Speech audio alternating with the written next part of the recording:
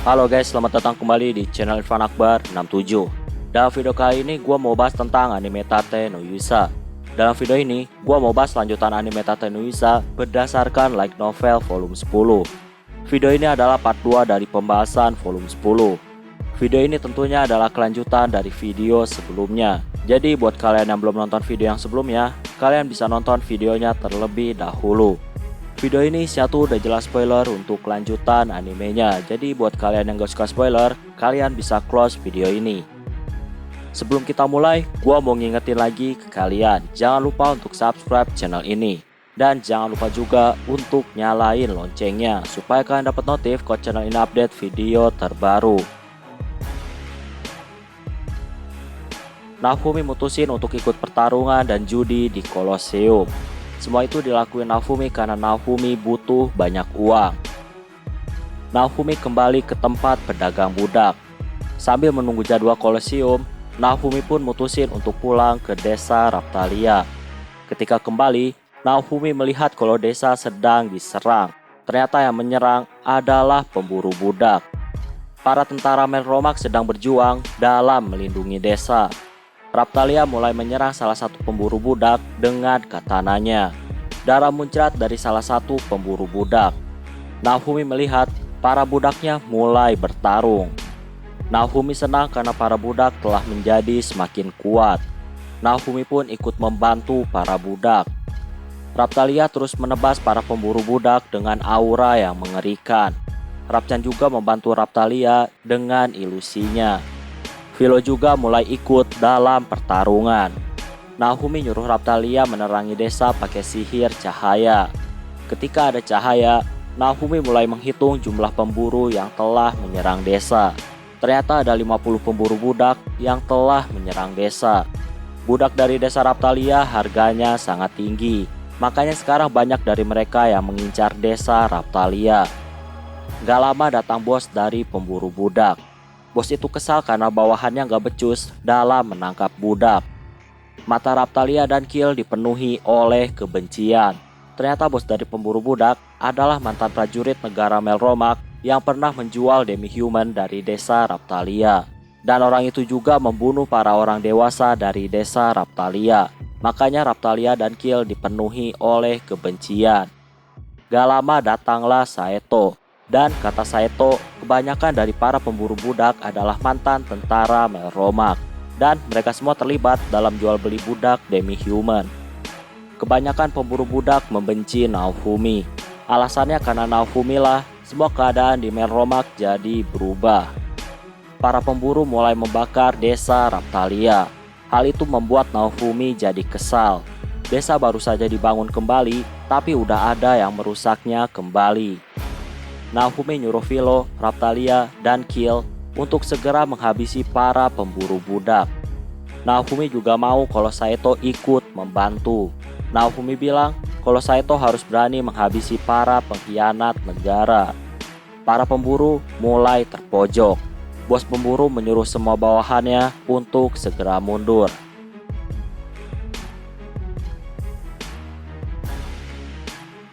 Raphtalia mulai menyerang bos pemburu. Tapi bos pemburu berhasil menangkis serangan Raphtalia. Gak lama Raphtalia terkena ledakan dari arah kanan. Ternyata ada penyihir yang ikut membantu para pemburu. Tapi ledakan itu kurang berpengaruh pada Raphtalia. Raphtalia pun menghunuskan pedang ke arah bos pemburu. Raphtalia menebas bos pemburu. Banyak darah keluar dari tubuh bos pemburu. Oh ya, walaupun Raphtalia menebas dengan sadis, tapi Raphtalia nggak membunuh bos pemburu. Raphtalia menahan diri untuk membunuh seseorang. Para pemburu budak ketakutan ketika bos mereka dikalahkan. Para pemburu budak pun semuanya akhirnya ditangkap dan diikat oleh Naofumi. Raphtalia, Kill, dan budak dari desa Raphtalia, mereka semua senang karena kemenangan. Di masa lalu mereka gagal melindungi desa. Tapi sekarang mereka mampu melindungi desa dengan kekuatan mereka sendiri. Naofumi menyuruh Raphtalia untuk mengibarkan bendera yang pernah berkibar di desa Raphtalia. Mulai sekarang bendera itu akan menjadi tanda awal sebagai kebangkitan dari desa Raphtalia. Saito bilang ada beberapa pemburu budak yang berasal dari keluarga berpengaruh di Melromak. Kalau pemerintah mengeksekusi semua pemburu, maka bangsawan akan bergerak untuk melawan pemerintah. Para bangsawan bisa melakukan kudeta. Ditambah lagi kondisi negara lagi lemah pasca perang melawan roh kura-kura. Jadi akan sangat bahaya jika ada kudeta. Naofumi bilang kalau dia akan menggunakan otoritasnya sebagai pahlawan dan membunuh semua para pemburu. Naofumi bakal beralasan kalau para pemburu mati ketika bertarung melawan Naofumi. Ketika mati dalam pertarungan melawan pahlawan, maka kemungkinan bangsawan gak bakal bergerak. Saito bilang kalau dia mau Naofumi mematuhi hukum negara. Walaupun proses penghukuman akan berbelit-belit, tapi hukum negara harus dilakukan. Naofumi tetap mau para pemburu dihukum mati. Naofumi pun ceritain ke semua orang tentang kondisi perbudakan dan tentang harga demi-human dari desa Raptalia yang meningkat drastis. Naofumi juga cerita kalau dia akan ikut pertarungan di Kolosium. Tujuannya supaya dia bisa dapat banyak uang. Naofumi pun mikirin langkah apa yang harus dia ambil dalam mengurus para pemburu. Naofumi pun pergi dan dia kembali membawa pedagang budak. Bos budak tertawa karena Naofumi gak bakal bisa membunuh mereka. Naofumi bilang kalau dia tuh gak perlu membunuh. Para pemburu cukup menjadi budak dari Naofumi. Naofumi akan menjual para pemburu di pasar budak negara Silverd. Skakmat untuk para pemburu. Silverd adalah negara demi-human. Kalau Naofumi menjual ke sana dan bilang bahwa para pemburu pernah memburu demi-human, maka negara Silverd gak bakal pernah melepas para pemburu. Para pemburu mulai panik. Naofumi tentunya akan untung besar dan dia bisa dapat banyak uang sekaligus bisa menghukum para pemburu.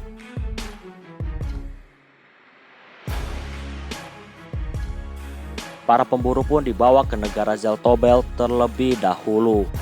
Pedagang budak bilang kalau bangsawan negara Silverd sangat tertarik dengan budak dari Naofumi. Dan mereka udah siap ngeluarin uang untuk budak yang dijual Naofumi. Setelah dapat banyak uang, Naofumi pun ikut dalam pertarungan Kolosium. Naofumi ikut dalam pertarungan antar tim, yaitu 3 lawan 3. Tentunya dia mengajak Philo dan Raptalia. Pedagang budak pun ngasih aturan yang ada di Kolosium.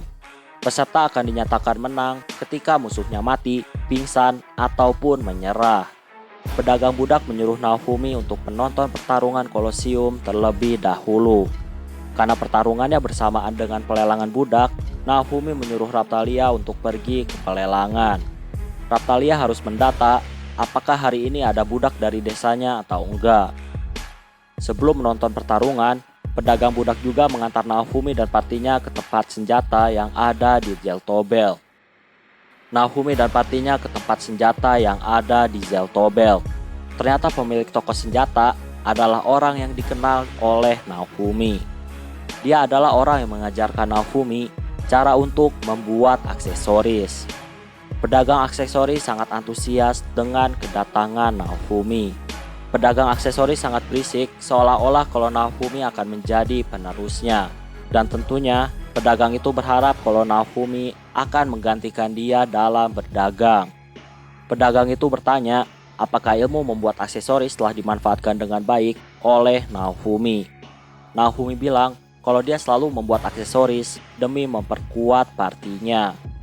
Pedagang aksesoris juga bilang kalau Naofumi jangan terlalu memaksakan diri ketika di Kolosium.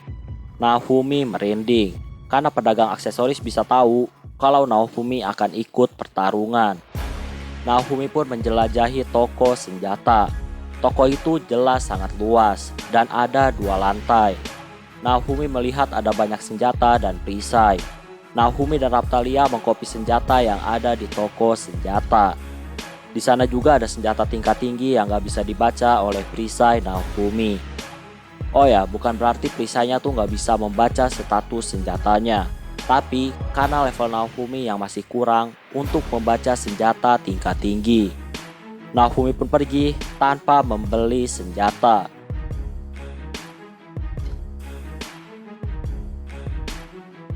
Di malam harinya, Naofumi menonton pertarungan, sedangkan Raptalia pergi ke pelelangan budak.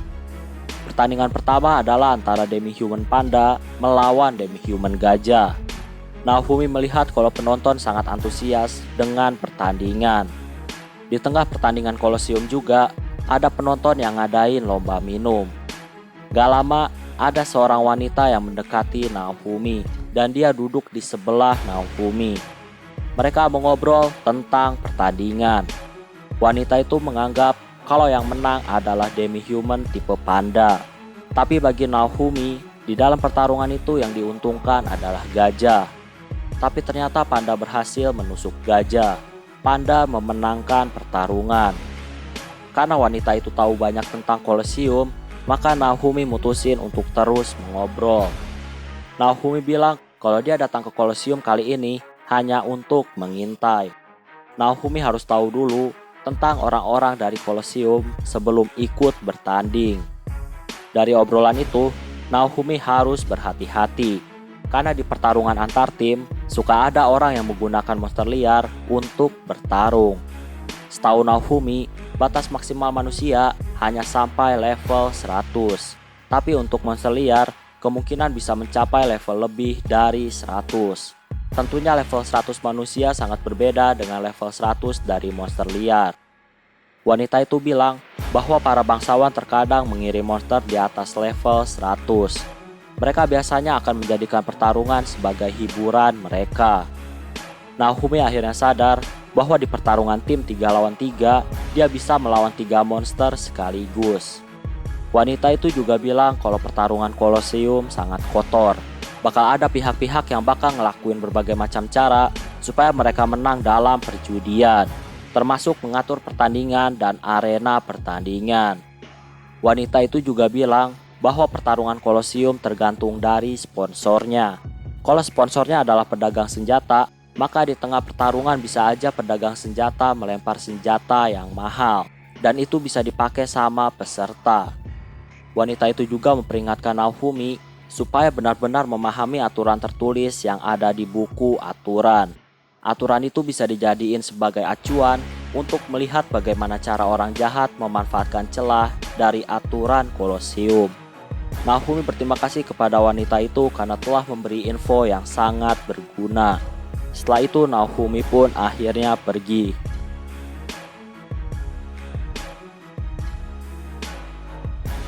Naofumi dan partinya telah didaftarkan sebagai peserta Kolosium.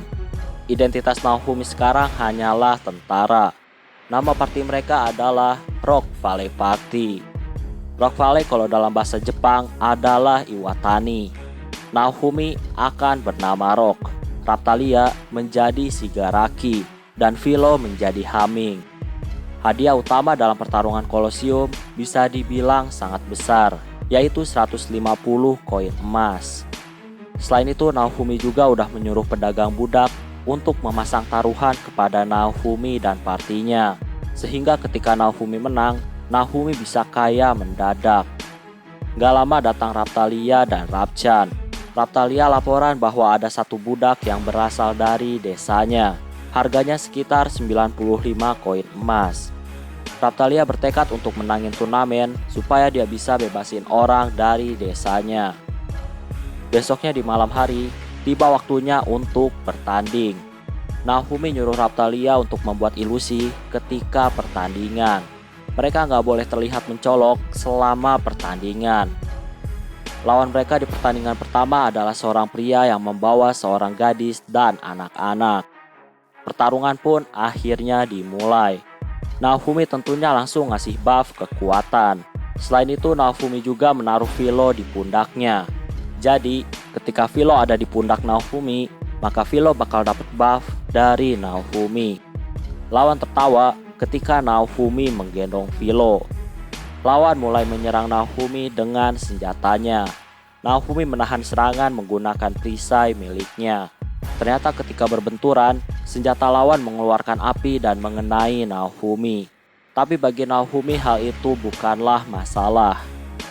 Naofumi mencoba mengikat lawan menggunakan skill rantai. Setelah itu dia melemparkan Philo ke arah lawan. Philo menggunakan cakarnya dan menghajar ketiga lawannya. 3 lawan dipenuhi oleh luka. Pemenangnya adalah party Naofumi. Apa yang dilihat penonton sangat jauh berbeda dengan pertarungan sesungguhnya. Di mata penonton, Naofumi lah yang telah mengalahkan 3 lawannya. Raphtalia udah buat ilusi untuk menipu para penonton. Naofumi pun menyuruh partinya untuk menjarah semua senjata milik lawan. Besoknya, party Naofumi kembali bertarung. Lawan mereka selanjutnya adalah monster Griffin. Filolial dan Griffin punya hubungan yang buruk, sehingga saat ini Philo termotivasi untuk mengalahkan para Griffin. Dan tentunya party Naofumi menang dengan mudah.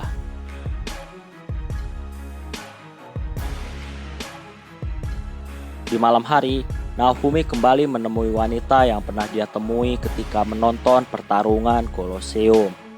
Ternyata, walaupun Naofumi menyembunyikan identitasnya ketika bertanding, wanita itu tahu bahwa orang yang pakai topeng adalah Naofumi.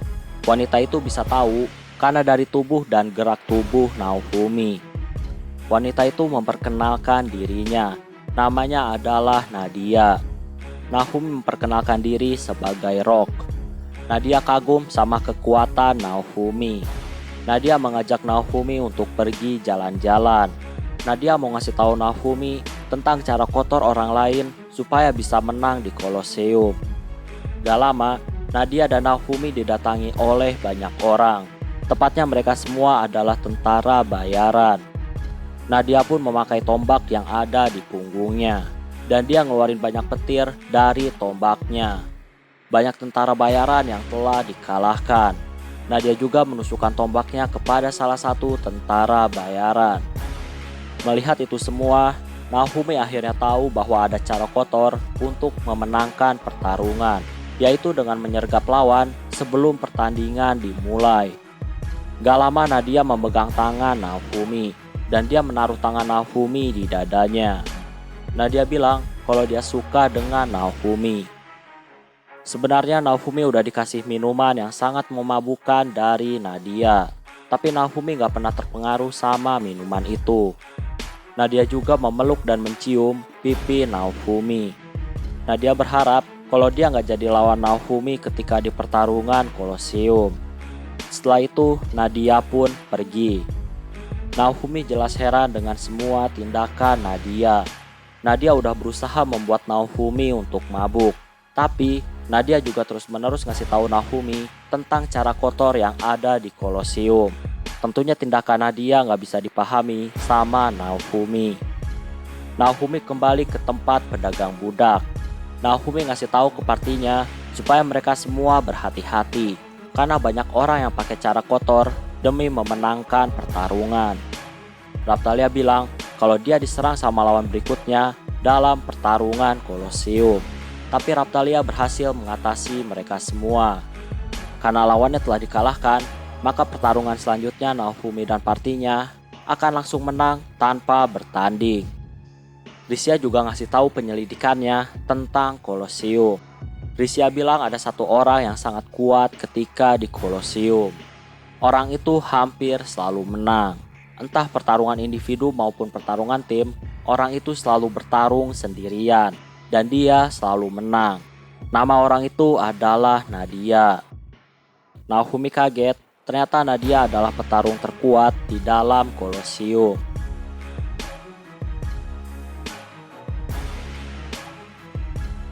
Hari demi hari, Naofumi selalu memenangkan pertarungan Colosseum. Nama Rock Valley mulai tersebar sebagai tim yang kuat. Naofumi juga udah membuat beberapa bisnis dengan pedagang budak dan pedagang aksesoris. Pertarungan Naofumi di semifinal adalah melawan Nadia. Naofumi dan Nadia saling berjabat tangan. Nadia membisikkan sesuatu kepada Naofumi. Ternyata Nadia tahu bahwa Naofumi ikut Colosseum karena dia butuh uang untuk dapetin budak dari desa Raphtalia. Pertarungan pun akhirnya dimulai. Raphtalia dan Philo mulai menyerang Nadia. Raphtalia mengangkat katana ke atas kepala Nadia dan Philo dari samping menyerangnya pakai cakarnya.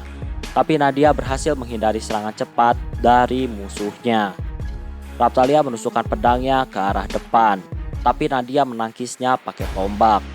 Nadia juga melompat melewati Raphtalia.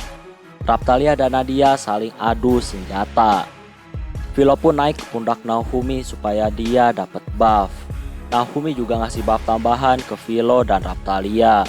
Sayangnya buff Naofumi digagalkan sama Nadia. Nadia pun menusukkan tombak kepada Raphtalia. Raphtalia pun mundur dan dia menabrak dinding dengan sangat keras. Bahu Raphtalia terluka karena terkena tombak. Naofumi menyembuhkan Raphtalia. Di pertarungan sebelumnya, Naofumi gak pernah turun tangan untuk ikut bertarung. Tapi kali ini, dia harus ikut karena Raphtalia dan Philo sangat kesulitan dalam menghadapi Nadia. Nadia pun menyerang dengan petirnya. Petir itu menghantam Naofumi. Naofumi berhasil menahan serangannya. Tapi area di sekitar Naofumi menjadi hangus karena serangan Nadia. Naofumi pun melempar Philo ke arah Nadia. Dan Philo dengan cepat menuju ke arah Nadia. Nadia mengeluarkan petirnya dan dia menyetrum dirinya sendiri. Philo pun kesakitan karena dia kena petir yang mengelilingi tubuh Nadia. Tapi Philo masih belum menyerah. Naofumi pun mengeluarkan 3 perisai di belakang dan di samping Nadia. Naofumi juga pakai shield prison untuk mengurung Nadia. Tapi hal itu gak berguna bagi Nadia. Gak lama, area pertarungan berubah jadi seperti di dasar laut. Naofumi dan partinya masih bisa bernafas. Tapi kali ini dia seperti ada di dasar laut. Itu adalah ulah penyihir yang memberikan keuntungan bagi Nadia. Naofumi dan partinya kesulitan karena mereka bertarung seperti di dalam air. Nadia menyerang pakai petirnya ke arah Philo. Naofumi melindungi Philo. Raphtalia mulai menyerang, tapi Nadia berhasil menjatuhkan Raphtalia.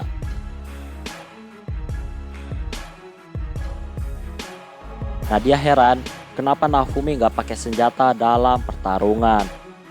Nadia pun mengeluarkan banyak petir, dan petir-petir itu menghantam Naofumi dan partinya. Oh ya, Nadia juga menciptakan area petir, sehingga Philo dan Raphtalia gak bisa ikut dalam pertarungan Nadia melawan Naofumi. Nadia menikam punggung Naofumi, tapi hal itu masih belum bisa menembus pertahanan Naofumi. Karena Philo dan Raphtalia gak bisa mendekat, mereka pun menyerang pakai serangan jarak jauh. Naofumi juga melakukan debuff pada Nadia. Jadi, kalau Nadia kena serangan, maka damage-nya bakal dikali 2. Nadia pun mematahkan tombaknya. Dari sana keluar sihir dalam jumlah yang besar. Nadia melempar tombak yang patah ke arah Raphtalia dan Philo. Raphtalia dan Philo terkena ledakan dari tombak Nadia. Raphtalia dan Philo masih belum menyerah. Raphtalia mulai mendekat dan dia menyerang dengan katananya. Nadia pun menahan serangan Raphtalia dengan sisa potongan tombak. Potongan tombak itu ada petirnya, sehingga Raphtalia kesakitan terkena petir Nadia. Philo menyerang Nadia, tapi Philo diterbangkan oleh Nadia. Nadia mulai menusuk Raphtalia pakai potongan tombak. Ledakan kecil menghantam Raphtalia. Gak lama, penonton melemparkan jubah anti petir ke dalam arena. Raphtalia dan Philo pun memakai jubah anti petir. Nadia mulai mengucapkan beberapa mantra. Naofumi mengurung Nadia dengan banyak perisai. Tapi Nadia berhasil mengeluarkan serangan petir yang dahsyat dan menghantam Naofumi. Tapi Naofumi masih bisa bertahan dari serangan Nadia. Naofumi kesal karena saat ini dia dan partinya masih dalam kutukan perisai Naofumi. Jadi gua mau ngingetin lagi, kalau Philo, Raphtalia, dan Naofumi statistik mereka turun selama 3 bulan. Hal itu terjadi karena Naofumi pakai skill kutukan ketika di dunia Kizuna. Karena itulah saat ini kekuatan mereka melemah. Naofumi terus berpikir tentang apa yang harus dia lakuin supaya dia bisa menang dari Nadia. Gak lama penonton melemparkan senjata tombak ke dalam arena. Nadia pun mengambil senjata itu. Nadia mulai serius. dan dia berubah jadi bentuk binatangnya. Nadia adalah demi-human tipe paus pembunuh. Raphtalia terlihat seperti orang linglung dan kebingungan. Raphtalia gak fokus sejak Nadia berubah. Nadia mau menyerang Raphtalia, tapi Raphtalia bilang kalau Nadia adalah Sadina.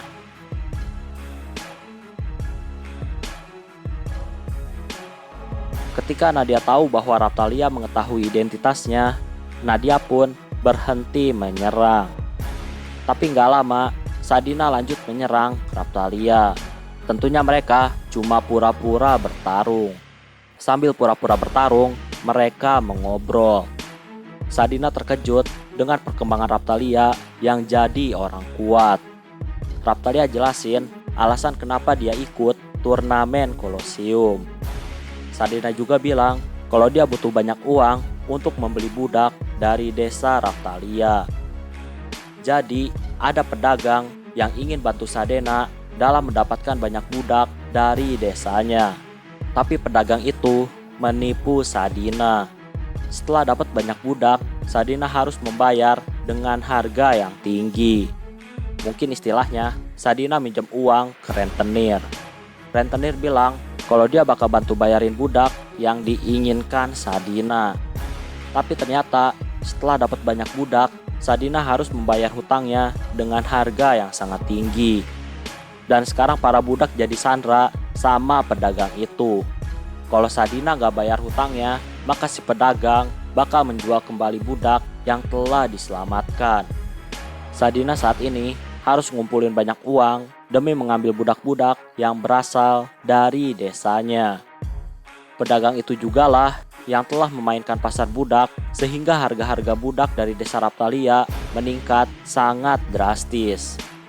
Pedagang itu juga menyuruh Sadina bertarung di Colosseum demi mencicil semua hutangnya. Sadina dan Parti Naofumi terus berpura-pura melakukan pertarungan. Sampai akhirnya Sadina pun mengakui kekalahan.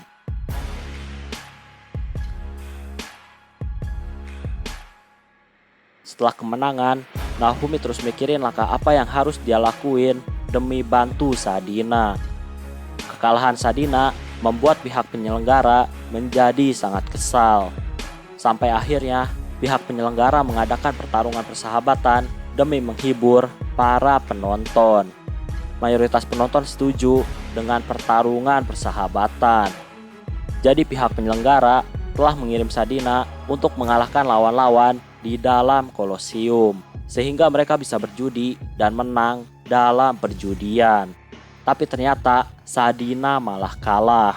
Makanya pihak penyelenggara pun bertindak agar mereka tidak rugi. Parti Naofumi dan Sadina akan berhadapan dengan Murder Pierrot. Sadina bilang kalau Murder Pierrot sangat kuat dan berbahaya. Gak lama, Sadina juga ngasih tahu bahwa semua taruhan sebelumnya menjadi gak berlaku. Yang berlaku adalah taruhan di pertarungan melawan Murder Pierrot. Hal itu tentunya membuat Naofumi sangat kesal karena harusnya Naofumi udah dapat uang dari hasil judi di pertarungan sebelumnya. Tapi sekarang Naofumi harus ngalahin musuhnya terlebih dahulu. Kalau enggak, maka Naofumi akan kehilangan semua taruhannya.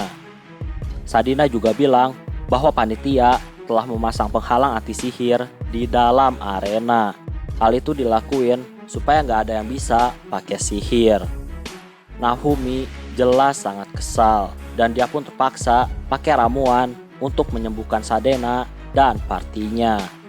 Sadina juga bilang bahwa panitia bakal ngelakuin debuff kepada Sadina dan parti Naofumi.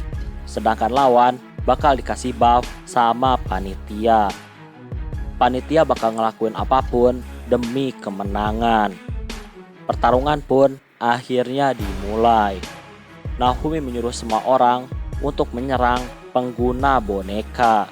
Sedangkan Naofumi akan menahan semua serangan dari boneka. Sadina, Philo, dan Raphtalia mereka terbungkus oleh jaring laba-laba. Gak lama, Naofumi juga kena jaring laba-laba, dan jaring itu mulai membungkus perisai Naofumi. Naofumi pun akhirnya terpojok. Mother Pierrot terus menghentikan Naofumi yang mau ngeluarin skill.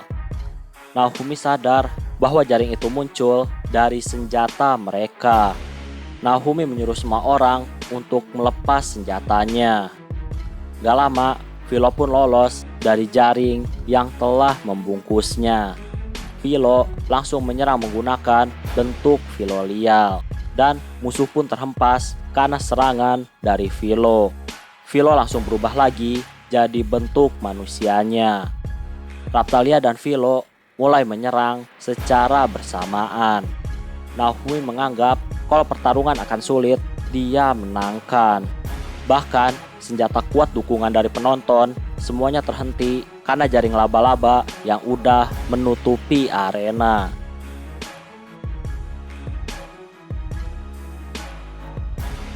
Philo pun mulai berteriak.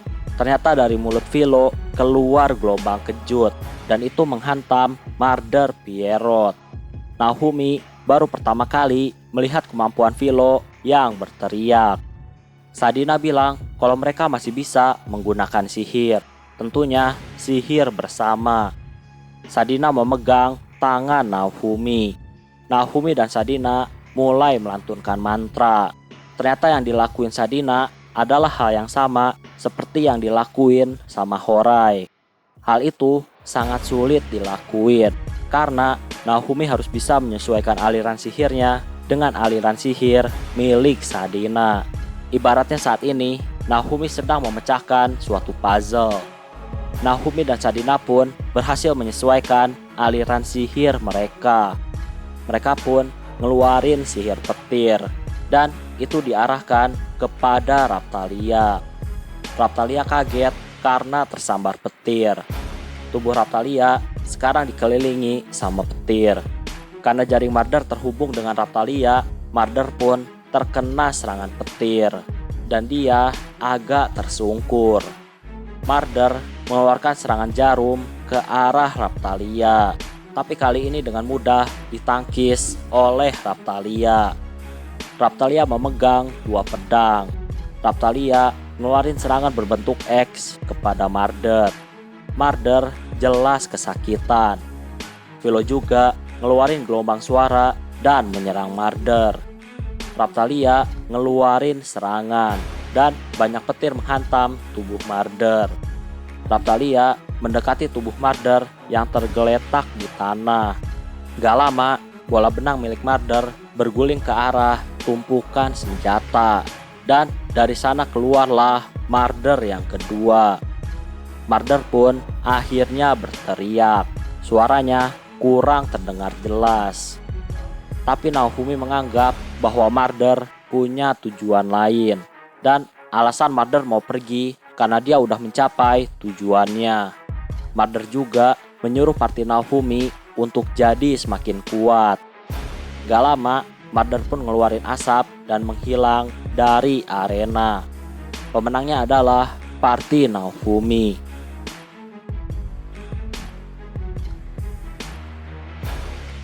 Sadina mengajak Naofumi dan partinya untuk pergi ke tempat pedagang yang telah menipunya.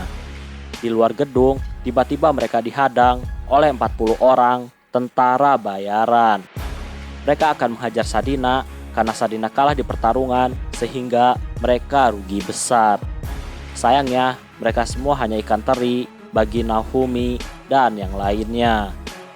Naofumi curiga kalau para budak dari desa Raptalia udah dipasang segel budak.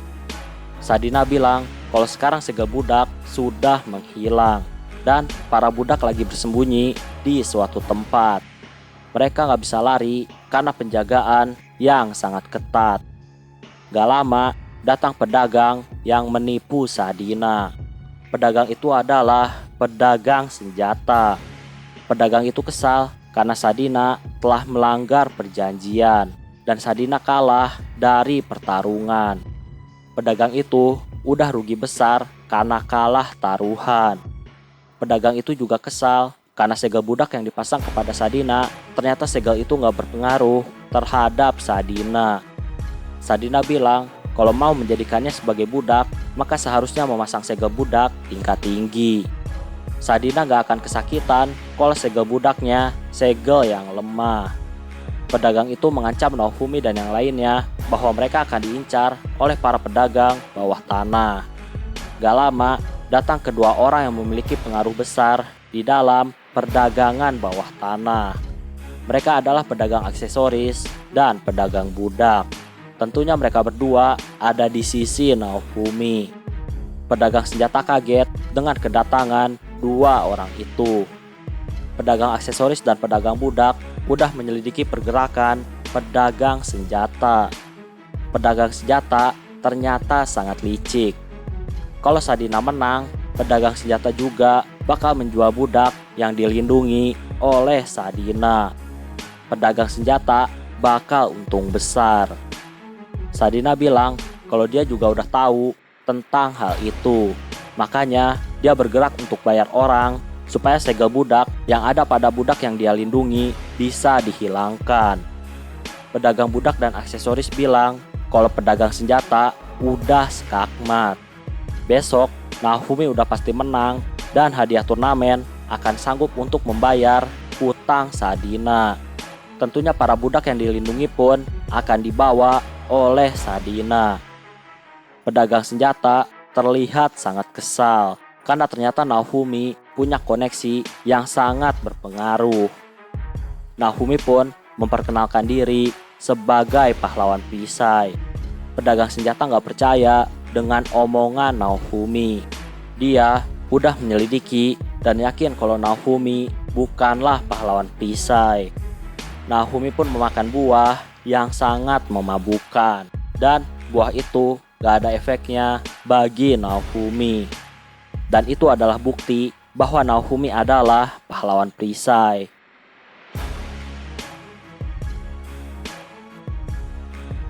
Pedagang senjata akhirnya menyerah. Naofumi menyuruh pedagang itu untuk mencari budak dari desa Raphtalia yang masih belum ditemukan. Selain itu, Naofumi juga mau kalau pedagang itu menyebarkan rumor bahwa pahlawan perisai akan membunuh siapapun yang telah berani terlibat jual beli budak dari desa Raphtalia. Dengan rumor itu, harga pasar budak dari desa Raphtalia akan menurun drastis. Total ada 15 budak yang dilindungi oleh Sadina. Mereka semua pun kembali ke desa Raphtalia. Sadina juga menanyakan hubungan Raphtalia dan Naofumi. Naofumi yang gak peka, dia cuma bilang kalau dia telah melakukan berbagai perjalanan bersama Raphtalia. Karena hubungan Raphtalia dan Naofumi belum mencapai tahap hubungan spesial, maka Sadina pun bilang kalau dia akan membuat Naofumi menjadi miliknya. Tapi Kill bilang bahwa semua orang di desa menyukai Naofumi. Jadi Sadina gak boleh memiliki Naofumi sendirian. Sadina bilang kalau dia tetap akan membuat Naofumi sebagai suaminya. Raphtalia curiga kalau Naofumi telah lomba minum melawan Sadina. Raphtalia bilang kalau Sadina akan menikahi laki-laki yang bisa bertahan dari minuman keras ketika lomba minum melawan Sadina. Sadina gak akan pernah melepaskan Naofumi. Sadina mencium pipi dari Naofumi. Naofumi kesal dengan tingkah Sadina. Raphtalia terlihat sangat marah kepada Sadina. Setelah itu semua, Naofumi pun memasak untuk semua orang.